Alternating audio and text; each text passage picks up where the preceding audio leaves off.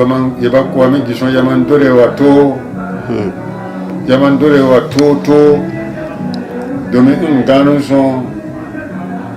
bi hondiya wiyu la kare buraye ne kuwa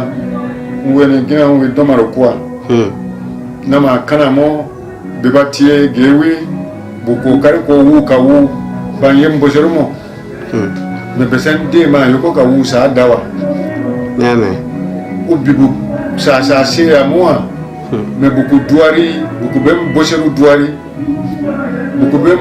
douari gamu ba tombite dabino bam bem barum germo bam bem barum nomo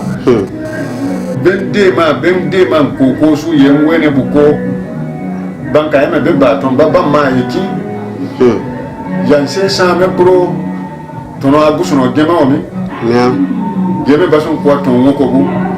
magaba kibune beba sa batri babe wasi bulla siamo ya mwa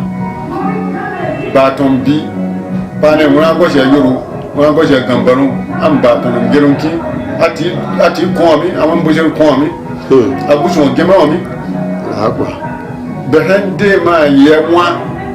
weni wasan ye sie am bagama la ne pa bo sari nindi behende ma ya torwa za be san barundi maada min saka barubi nwene ula nyano sebe min saka barubi nwene ula tindene min saka barubi winda ya wene yansa dabura tituriru deburu kode sariru unwesumo ungbanimo unungarishon anyeme gemami kibune ukomia kibune winyenu ngari bosheru kibune yesanka kemene to ba kun segurumo ba mambe nyenu gara ba mambe baba gara ba ungargiro ka de ma ko ba shi na diwa de ma ya turwa awon mero ka won ba ka won tundo abu shi dele ya de ma barako pai ko ba to pro o débrouillement mbanson usan agbewoko banka batono yikurunye banka batono benanye da kankan protein ya baton bibamo ya mwa la sabo bura biyukwa menwene samba bibamo biba mwera bu mwa ban la bu yeri ba prososi ban la bu keko se ya wato bibama yeri madabinu duebu yesa nenen kaye baton rako bay sonsi ntoro za tekendi ntoro za wo musundi ndasa men saka tombara ko su bamba ko baton bo sonsi yaman dore to gahan duebu nenen ka sa komo ba temen duebu yetu ngamini soko kuisu baton giya ka ko na beregi usiara dabino amera be ngo musu katon krobo Gewa. Bade ma bade ma neni wato Gewa. be han gasi gegia sa kon man ko yorobo ba si ban kan ya bu yema sokoto tonu ba tombi u sokoto doke wim korantere segura yimbo jara ko ma were bu kaso megia yimbiru koko su nenen ka ye batano kundan ye chandanye ye batano mote banne akute kuko ama kaje kuko adan ya eme nem buciru be sa sekurumo nyen wo be sa sekurumo sa de ma mo tuku be sa de ma ko sa be sa de ma ko sa busuno de ma mi be han de ma ko nyine su saru ko anke bansa asirama kan ba tonun de ma nani yan won asirama ya kuma an jan sa christian jesu kawe jesu saru ko yan won ba tonu yina mo yesu suku besa dia ko kuro ameri arari bi kuma kibune wa arari rumo sego bi kuma kibune o sego rumo mo sego bi anda ngosha sude mbami ni sego rumiro mwen debun chombrami ankia mécanicien rumeri o se ko bun chombrami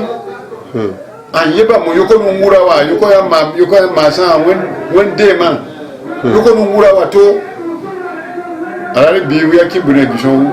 ugoshi asude wi agoshi awelda yoko koraro Au. ama mancha bune mune alari biwa ma alari mo teme mini baro teme mini alari bibu pro sari wi ma alari uramo gambaru sa su ha su ya dore mo sun sa da so mo kabayan ti yesa mo ban kayina sabe hande ma ko tomba kuma kibune badde ma shi baro bi kuma kibune wi baro wa yeso wo musupa te ba tombo ba musique mo bebe imo mi ba musique ko bi ba do ebu koko Studio. ka de ma wo mo ye ko kiru seya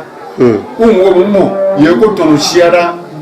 se ye ko ya mo he yoropo he sekun sarun kokosu sekun sarun kokosu ya tetie ya mawa ngwene wa batono ansekuru mo ngwene wa batono anseseru mo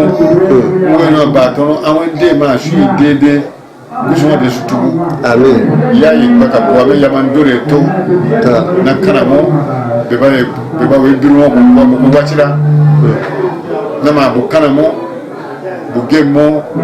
radio gibu yiri ba mbosero ban tunye sosi ya me ban ye ma germo radio so ban ye germo television so on w bu wa ka kusi doba suka be hamba buki an yoru akon yoru ko an dagman ko an batono ko de ma wa mi ye ko de suta kai pinwa dunya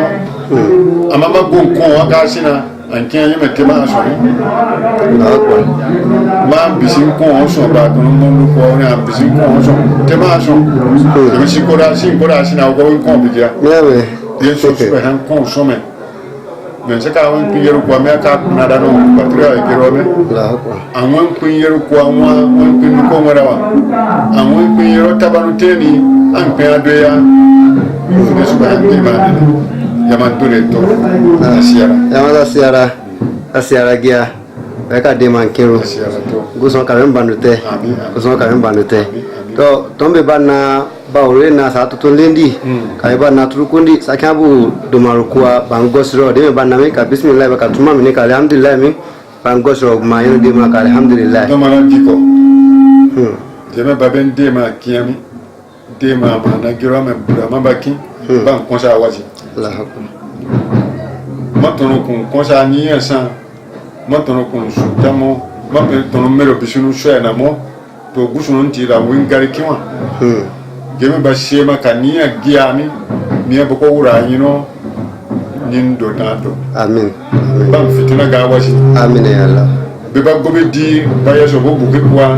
me ba wuya me ba tia wuya wono bo ayo kwan la du Amin ya Allah. na ba kuro siara to so kam da yino ba ne ga lafiya no de bu en dabinu ko Amin ya Allah. ngani tona mwene sala dwe yeni mpesero ya moto nyanka nyam ban la bibu menne bube dwe si ya ge meni ya do aton ko bibu menne be bataka ya brabran to ke to wo mo ya son komie ka wataka wo mo teka gibe ban fe ba wo mo ngago mo ban go to mamo hele wi cha she ya ko wi sika du ya ko kombura ya to kuson ka ba ko trino Amin ya Allah. Amin.